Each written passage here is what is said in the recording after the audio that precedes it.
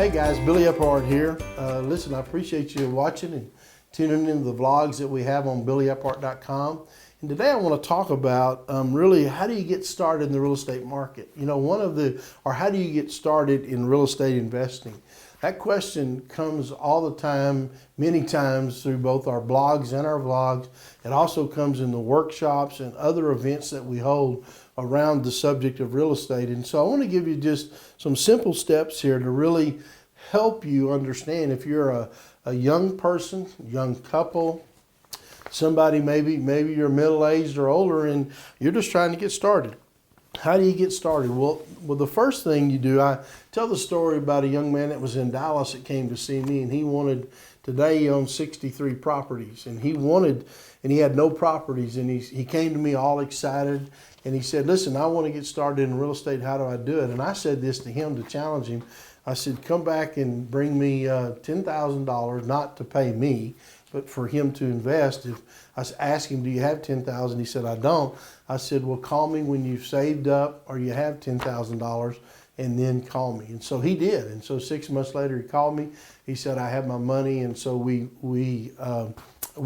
I helped him buy his first investment property, which was actually what we call a HUD foreclosure. But here it is. Step number one, how do you get started, is you learn to put money aside for a down payment. So in other words, the advantage you have today in this market is that a down payment can be as low as 3%. So if you're buying a $100,000 house, then that would be $3,000. If you're buying a $200,000 house, that would be $6,000. So step number one is figure out a way to get some money put aside, at least as small as 3%. And then the second step that I want to give you here is learn to follow and know what your credit score is, and learn to know how to improve your credit score.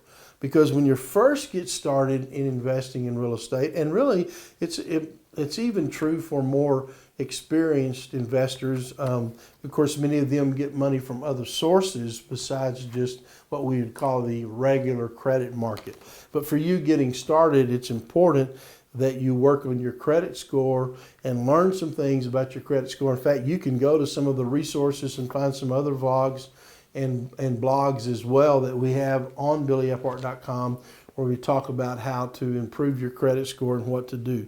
And then step number three is that you've saved money, you've got some down payment money, you've worked on your credit score where you want a credit score that's at least above 640. And then number three is learn to buy. Your next step is to buy your personal house that you're going to live in if you don't already have a home. Many people come to me and say, well, why do I want to buy a house? Well, you're paying rent somewhere. You might as well take that expense that's happening every month and put it on your own personal house, so you're building that asset. And here's why. It's actually step number 4, which is then you're building equity in that house that you bought. You're paying down what you owe on that, not just the interest, but you pay down with the principal, you pay down what you owe. And then step number 5 is you use your house as your bank. In other words, you learn to do what's called a HELOC. That's a home equity line of credit. Or you just simply refi your house once you've paid down the principal on it, and you can take equity out of that home and then go buy your first investment property. And so that puts you in a position in these first several steps we've given you to be able to have a home you're living in and then go buy your first property. And then when it comes to looking at your second investment property, you own a home, you have one investment property, now you want to go to 2. You just simply take that same amount of money that you put in the first house and you pay that house down, you refi it, so to speak, or do a HELOC, depending primarily you would refi it, and you take that money out and then put it into your second investment property. So here's 6 steps that I've shared with you on how you can actually get started. Step number 1 is put money aside for a down payment. Step number 2 is work on your credit score. Step number 3 would be to buy your own personal home to live in if you don't have it.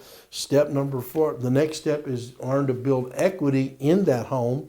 And then the last step is use your bank, next to last, use your house as a bank, to be able to pull money out of by refining it. And then the last step is rinse and repeat. In other words, go do it. You can do that continually again and again. And most people that have built built wealth in real estate have used those simple steps to put them in a position to be able to be financially free. So this is Billy Applehart. Thanks for watching.